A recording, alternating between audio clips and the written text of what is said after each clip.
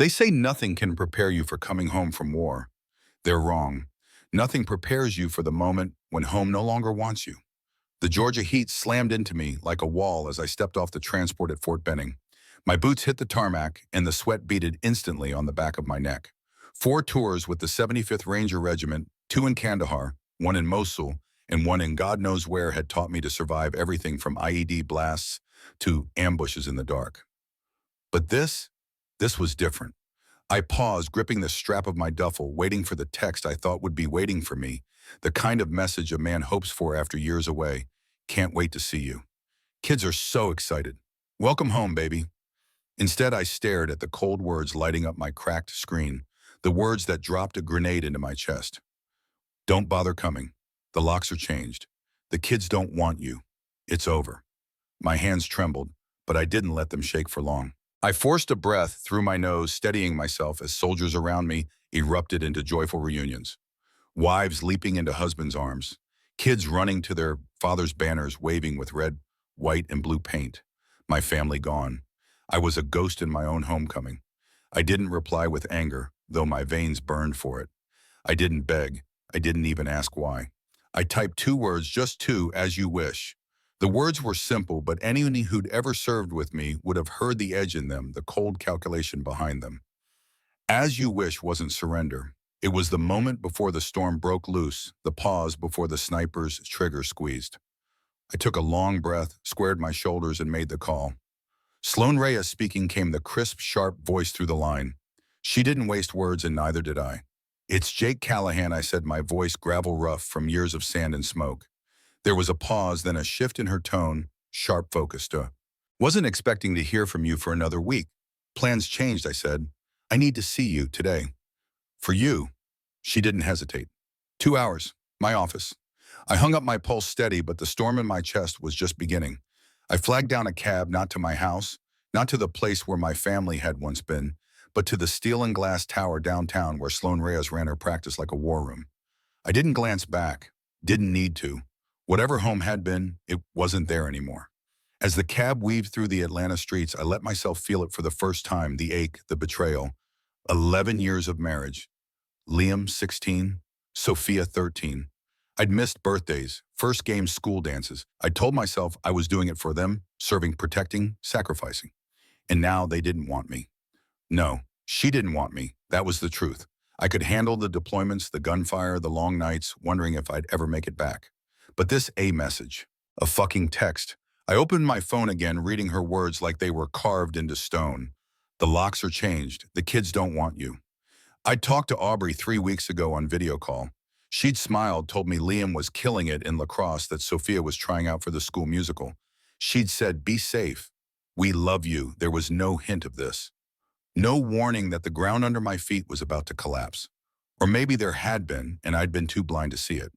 My fingers hovered over the screen, itching to text back, to call her, to demand answers. But I didn't. That wasn't my way. The war had taught me a few things. Keep your emotions in check. Gather intel, strike when the time is right. The cab pulled up in front of Reyes and Associates, floor-to-ceiling glass, sleek black signage, a place built to intimidate. I paid the driver, grabbed my bag, and stepped out, the heat rising from the asphalt like waves. I wasn't going home. I was going to war. Inside the building, the air conditioning was crisp, sterile. The receptionist barely glanced at me, probably used to men walking in with storm clouds in their eyes. I sat waiting, my mind already moving like a chessboard. Aubrey thought she could lock me out, replace me, cut me out of my kids' lives with a text. She thought I'd roll over, accept the betrayal, and move on like a good soldier. No. This was my mission now, and I never left a mission unfinished. Sloan Reyes' office was exactly what you'd expect from one of the top family law attorneys in Atlanta. Clean lines, polished marble, and a subtle air of menace that told you she didn't just play the game, she owned the board. Floor-to-ceiling windows overlooked Peachtree Street, the heartbeat of the city thrumming below like a war drum. I sat across from her in a chair that probably cost more than my first car, my duffel bag at my feet, like an unwelcome reminder of the life I'd just left behind. Sloan leaned back in her leather chair, fingers steepled beneath her chin, studying me like I was a piece on a chessboard she was already 3 moves ahead of. She waited until you were on American soil to send that text, she asked, her voice smooth but with an undertone of disgust. That's cold, even by my standards. I nodded once the muscles in my jaw tight enough to ache. I need to know what I'm dealing with, Sloan. And then I need options. Her eyes glittered sharp and calculating. What exactly did you mean by as you wish? I met her gaze head on. It means I'm going to respect her wish to end the marriage, but on my terms. And I'm not walking away from my kids. A slow smile crept across her face, predatory like a lion scenting blood. Good. The weak ones beg to fix what's already broken. You're not here to salvage a fairy tale. You're here to win. Exactly. We spent the next hour building what Sloan called the nuclear option. I listened, took notes, asked questions, and signed paperwork that set the machine in motion. By 9 a.m. tomorrow, the trust fund Aubrey thought was hers to play with would be frozen tighter than a bank vault. Our joint accounts locked down. Access to the kids. That would be the next front, but I wasn't rushing it. Timing was everything. When I left her office, the heat of the day hit me like a brick wall. I took a minute to breathe, to let the noise of downtown Atlanta fade into the background. Then I made my next call. Noah Carter came, the familiar voice on the other end.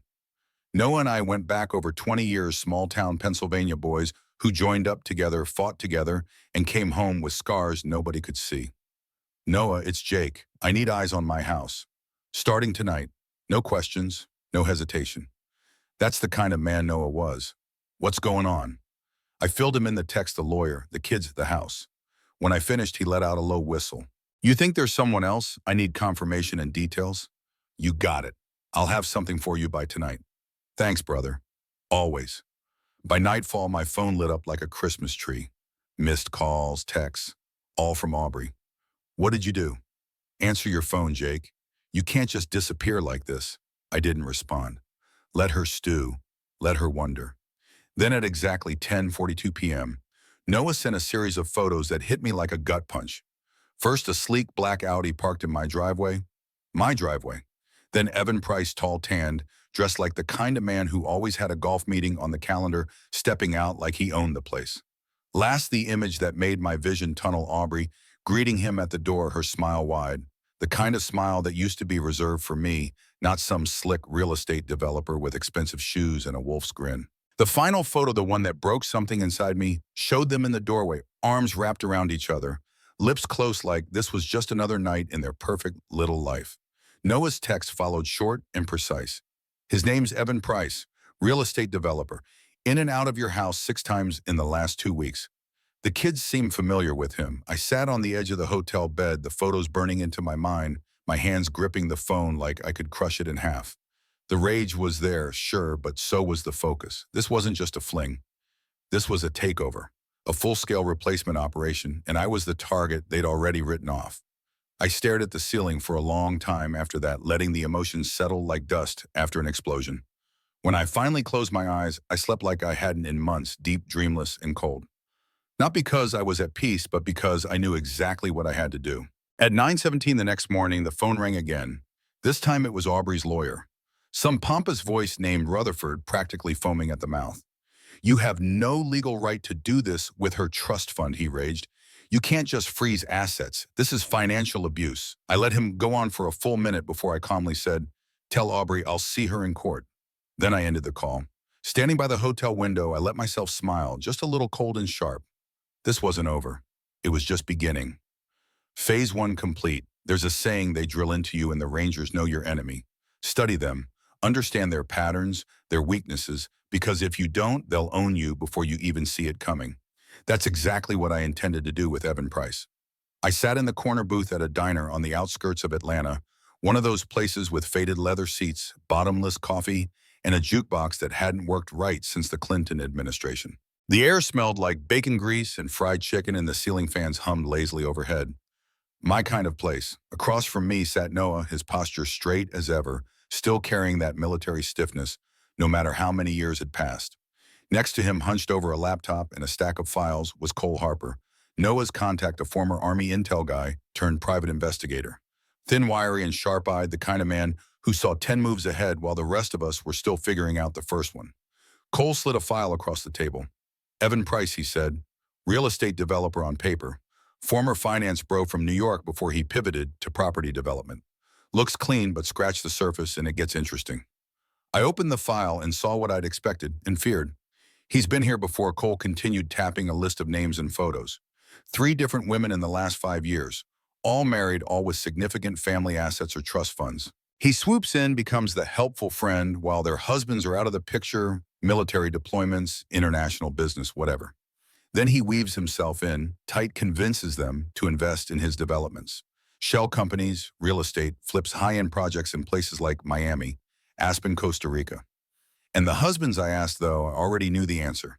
Divorced, cut out, bled dry. Some walked away with nothing. One guy in Colorado is still fighting for custody of his kids. Evan's a pattern predator, Jake. He finds vulnerable women, spins the narrative, and takes them for everything they've got. And Aubrey's next, I muttered, my voice low and steady. Cole nodded grimly. Your case is textbook. He's already made moves on her trust fund. She authorized a $1.2 million transfer to one of his shell companies 3 months ago, supposedly for a property development in Costa Rica. Problem is the property barely exists, undeveloped jungle land with no permits, no infrastructure. It's a front. The rage bubbled up hot in my chest, but I kept it in check. I'd learned the hard way that losing control was how you lost the war. Stay calm, stay precise. What about my kids? I asked, my throat tight. Noah shifted uneasy. They've been spending time with him. Dinners, weekend outings, trips to his lake house. Liam's social media shows he's pissed, posts some angry music, a few not-so-subtle captions. But Sophia? His voice trailed off. She's buying into it, I finished for him. Cole nodded. She's at that age, man. 13, impressionable. Evan's good at this. He makes the kids think he's the hero, the one who's there while dad's off being a ghost. The words stung because they were true. I'd missed birthdays, dance recitals, games. I'd missed watching my kids grow up because I was serving something bigger than myself. At least that's what I'd told myself for years. But now the cost of that service was staring me in the face. What's the play, I asked. We keep digging, Cole said. There's more. Evan's sloppy. He's greedy. That Costa Rica deal. It's not the only one. And the best part, he leaned in, voice dropping to a conspiratorial whisper. He's planning to move your whole family there. He's been researching private schools in San Jose, looking at properties. Flights booked for next month. He's going to get them out of the country, away from you, away from the U.S. courts. I leaned back in my seat, the weight of it all settling on my shoulders like a rucksack full of bricks. Evan wasn't just sleeping with my wife. He was erasing me, replacing me in my kids' lives, taking over my house, my family, and then vanishing to a place where American law wouldn't touch him. No, not happening. Jake, Noah said quietly, you. Good. I met his eyes, and for a long second the weight of years of war, of sacrifice passed between us. I'm good, I said, my voice cold measured, because the mission had just changed. This wasn't just about a divorce. This was about my family, my kids, and nobody was taking them from me. I want everything on him, I told Cole. Every deal, every shell company, every damn detail. If he's planning to run, I want to be there before he packs a bag. Cole nodded once. I'll get you what you need. As I slid the file into my duffel bag, I glanced down at the photos again. Evan in my driveway, Evan at my dinner table, Evan standing next to my wife like he belonged there. Not for long, I zipped the bag closed and stood. The soldier in me had woken up, and this time the war was personal. The house looked the same from the outside, white colonial, black shutters, the porch swing Aubrey had insisted on during the first remodel. But stepping inside that night felt like walking into a stranger's home. My home, yes, but gutted of everything that had made it ours. I moved quietly, the keys still fitting the lock, despite the texts that had tried to cut me out of this life. Inside, the air smelled like fresh paint and lemon-scented candles. The pictures on the walls were new abstract art where family photos used to hang. My kids' school awards were still there, but my face, my presence erased, like I'd never existed. The leather couches I'd picked out after my first deployment gone. The old bookshelf my dad had built gone. It wasn't just redecorating, it was a full-scale purge. I moved through the house with a soldier's precision, every step quiet measured. First the living room. New rugs, new furniture, new life. The dining room, same. The kitchen, sleek modern appliances that I hadn't paid for, counters I hadn't touched. And then I found it. Aubrey's office. The door was cracked, a soft light spilling out. On her desk, a laptop, a legal pad covered in her tight, slanted handwriting, and next to it, architectural plans.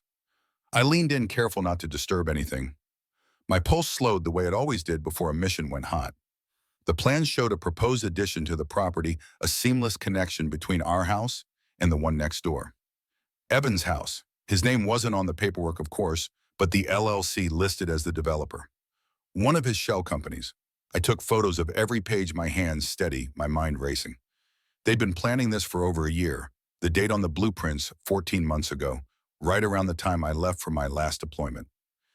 That wasn't a coincidence. This had been orchestrated while I was halfway across the world dodging gunfire and losing men under my command. And all the while she was here remaking our life with him. I kept moving. Upstairs, the kids' rooms told the rest of the story.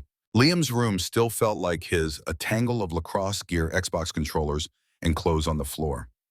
A framed photo on his desk stopped me cold. Liam and me fishing on the lake 3 summers ago. Both of us grinning like idiots, arms around each other, the sun catching on the water behind us. It was the only photo of me left in the house. Sophia's room was different, polished, sophisticated. New furniture, silver and lavender decor, like a teenage version of her mother's style. On her bulletin board, concert tickets, dance recital programs, a photo of her, Aubrey and Evan, at a ski resort. The 3 of them smiling, arms linked like a family, like I'd never been there. I stood there, swallowing the bitterness down hard. It wasn't just betrayal, it was erasure, a full-on replacement, and my kids were the collateral damage. I left the rooms untouched except for one thing. I placed the house keys, the same ones Aubrey had said no longer worked, on the kitchen counter, neatly aligned. A message: I'm not gone. You don't get to lock me out that easy. On my way out, I stopped at the office one last time. My gut told me there was more. I scanned the room, my eyes landing on a framed diploma hanging slightly crooked on the wall. Georgetown Law. The corner of the frame had a chip barely visible unless you knew what to look for. I lifted it carefully and, just as I suspected, found the safe behind it. The combination hadn't changed. Liam's birthday, a code I'd set years ago. Inside a small fireproof box, a few old documents in a sealed envelope with my name written in my father-in-law's sharp, deliberate handwriting. The envelope felt heavy in my hands, like it was holding a decade's worth of unspoken truths. I didn't open it there. That wasn't the time. I slipped it into my duffel, closed the safe, and reset the frame exactly how I'd found it. By the time I stepped outside, the night was thick and humid, the cicadas screaming in the trees. I paused for a moment, staring up at the dark windows of the house I'd built with my own hands. The house where I'd raised my kids, where I'd believed I was protecting my family. It wasn't mine anymore. Not in the way it had been, but the fight for it for them was far from over. Back in my car, I called Sloan. She picked up on the first ring. What did you find? Everything, I said, my voice steady, hard as steel. Blueprints, financials, the safe, Aubrey's, in deeper than I thought. And there's more. Evan's moving fast. He's planning to merge the properties, sell the house, take the kids, and run. Costa Rica. Jesus. Yeah. I gripped the steering wheel until my knuckles turned white. This isn't just a divorce, Sloan. It's a hostile takeover, and I'm not letting it happen. There was a long pause on the line before she said, then let's go to war. The conference room felt like a battlefield, polished wood table, leather chairs, floor-to-ceiling windows overlooking the Atlanta skyline. The air conditioning blasted cold enough to make the skin on my arms prickle, but I wasn't here to get comfortable. I was here to end this. Evan Price sat at the far end of the table, flanked by 2 attorneys in tailored suits, who looked like they billed by the minute. He wore a navy blazer, a crisp white shirt open at the collar, and that smug expression I'd come to expect, like the world owed him a standing ovation for simply existing. Aubrey sat beside him, looking thinner than I remembered, her hair pulled back tight, makeup flawless, but not quite able to hide the tension in her jaw. She wouldn't meet my eyes. Not yet. Sloan Reyes sat at my right, calm as a coiled snake. She wore a sleek black suit, a gold pen in her hand, and a file folder so thick it could have been a murder weapon if swung right. I trusted her with this. Hell, at this point, I trusted her more than I'd ever trusted my wife. Rutherford, Aubrey's lawyer, cleared his throat, puffing up like a rooster. Mr. Callahan, he began, voice syrupy with condescension. You've unilaterally frozen Mrs. Callahan's trust-restricted access to marital accounts, and Sloan cut him off smoothly. My client has taken perfectly legal action in response to your client's attempt to alienate him from his children and liquidate shared assets for the benefit of a third party. Evan shifted, but I didn't take my eyes off him. I wanted him to feel it, the weight of my stare, the message behind it. You're not walking away from this clean. Let's not waste time, I said, my voice steady, low and sharp. I slid a folder across the table toward Aubrey, not even bothering to hand it to Rutherford. These are property records for a parcel in Costa Rica. The one Evan has you investing in, it's undeveloped jungle, no permits, no infrastructure. Worthless. Her hand trembled as she flipped through the pages. That's not possible, she muttered. Possible, I said quietly, and happening. He's done it before too. I nodded toward Cole Harper, who sat at the end of the table quietly observing. He wore a simple gray blazer and had a small recorder on the table in front of him, unassuming but deadly. Our investigator has records of Evan's previous targets, 3 women, same pattern: financial manipulation, trust fund exploitation, real estate scams. Evan's mask cracked for a split second, just a flash of something dark behind his polished exterior. Then it was gone, replaced by a smirk. This is absurd. You're grasping at straws, Callahan. Am I? I asked. I leaned forward, my elbows on the table, voice dropping low. Tell me, Evan, did you enjoy putting your hands on my son? Aubrey's head snapped up, eyes wide. What? Sloan slid another folder across the table. Photos. Liam's arm bruised the distinct outline of fingers dark against his skin. Evan's smirk vanished, replaced by a sharp intake of breath. His lawyer sputtered, This is unsubstantiated. We have statements, Sloan interrupted smoothly, from Liam, from his friend who witnessed the incident, and from a medical examiner. That's assault. Evan Aubrey's voice was barely a whisper, cracking at the edges. She looked at him like she was seeing him for the first time and realizing he wasn't who she thought he was. Evan shifted, his face hardening, but I saw the sweat bead at his temple. He was being disrespectful. I clenched my fists under the table, forcing my voice to stay level. He's 16, and he's my son. The room fell into a heavy, suffocating silence, broken only when the door opened and Agent Donovan from the FBI stepped in, credentials in hand. His presence wasn't an accident. Sloan and I had timed it perfectly. Mr. Price, Donovan said, voice crisp, I'm here regarding ongoing investigations into financial fraud, wire transfers, and assault allegations. We'll need to speak with you privately. Evan's face drained of color, his lawyer scrambling papers, rustling, voices rising in protest. Aubrey sat frozen, her hands gripping the folder like a lifeline, her knuckles white. Sloan leaned back, her smile razor sharp. You were saying something about unsubstantiated claims, Rutherford. The room exploded into chaos. Evan arguing, his attorneys trying to intervene, Donovan calmly pulling out handcuffs. I didn't move. I sat there watching the man who tried to take my family, my life, get led away in cuffs. Watching Aubrey as the weight of what she'd done and what she'd let happen crashed down on her. Her eyes met mine, wide, shocked, pleading. Why, she whispered. I stood, collected my folder, and looked her dead in the eye. Because you thought I wouldn't fight for them. Then I walked out, leaving the wreckage behind me. I was sitting at the hotel desk, staring at the sealed envelope I'd taken from the safe when my phone buzzed. The screen lit up with a text from Amelia. Dad, I hate Evan. What did he do to Liam? My heart clenched so hard it hurt. I picked up the phone, my hands steady even though my insides were anything but. Tell me everything. A minute passed, then another. Finally, 3 dots appeared, typing, stopping, typing again. Then her reply landed. He yelled at Liam last week, grabbed his arm. There were bruises. Liam didn't want to tell you. He said it would make things worse. My vision went red for a moment, but I forced myself to breathe, to stay calm. I needed to think, not react. Thank you for telling me, sweetheart. I'm proud of you. I stared at the screen, fighting the urge to drive over there and tear the door off its hinges. My kids, my own flesh and blood. And Evan, this snake in a suit, had dared to lay hands on them. I called Sloan. She picked up on the second ring. I need to accelerate the timeline, I said without preamble. This isn't just about money anymore. It's about my kids. I'm already ahead of you, she replied, her tone as sharp as a scalpel. Agent Donovan's ready to file charges. We just need to time it right. Good. We're not just taking an Evan down. We're burning the whole operation to the ground. I hung up and called Noah next. I need access to the house tonight. You sure that's a good idea? I'm not going in guns blazing. I need to retrieve some things. Personal stuff. And I need a read on the kids. Noah hesitated. You know Evan's dangerous, right? Guys like him, they get desperate when they know they're cornered. Let him get desperate, I said coldly.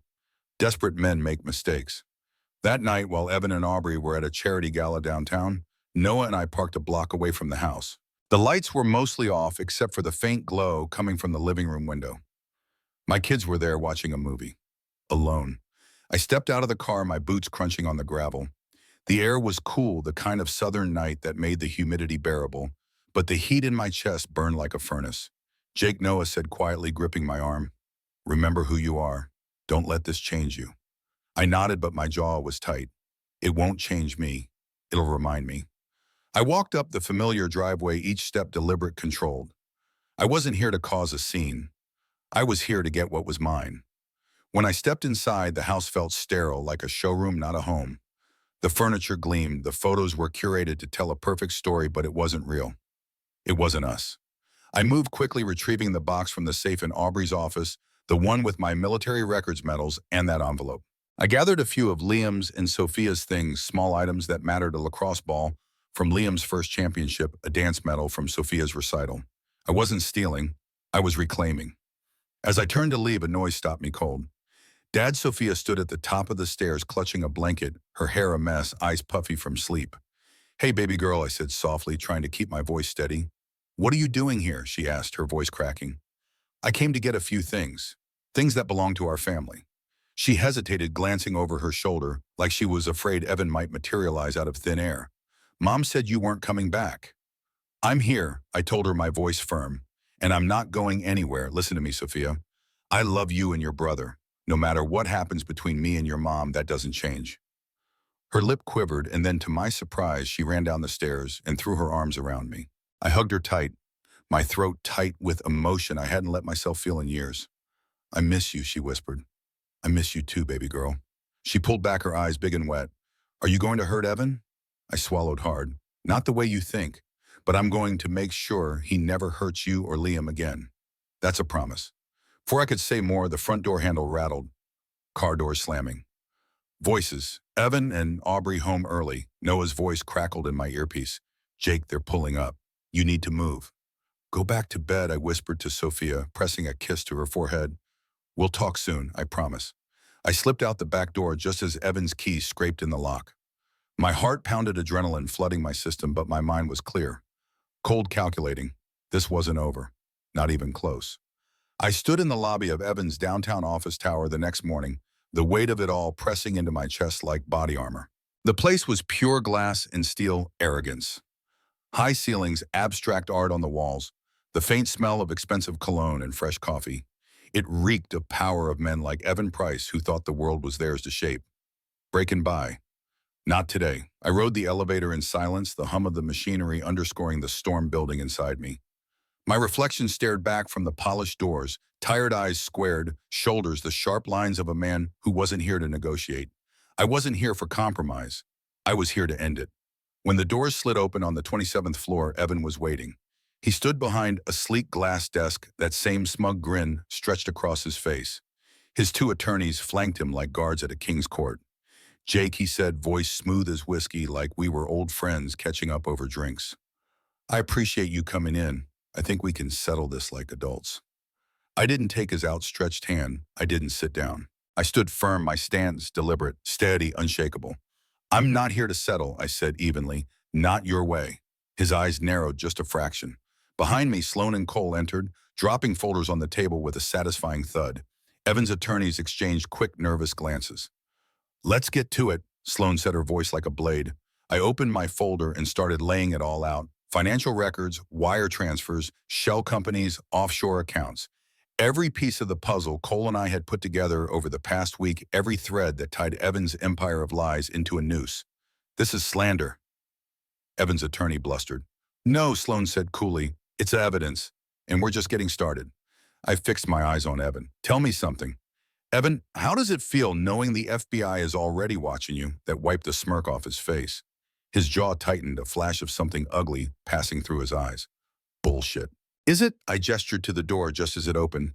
Agent Donovan stepped in, credentials out, flanked by two plainclothes agents who took position by the windows. "Mr. Price," Donovan began, his voice sharp, professional. "You're under investigation for securities fraud, wire fraud, and conspiracy to commit financial crimes. We'll need to ask you some questions." Evan's lawyers jumped up, protesting, but the sound faded as I zeroed in on Aubrey, sitting across the table, her face pale, her hands shaking as she flipped through the files. "You invested in a lie," I told her quietly. "He sold you a dream, and you bought it. And in the process, you put our kids in danger." Her eyes darted to mine, wide and wet. For the first time, I saw the cracks in her mask, fear, regret, maybe even shame. I didn't know, she whispered, voice barely audible. You didn't want to know, I corrected. Donovan's voice cut through the tension. We'll continue this at our office, Mr. Price. Please stand.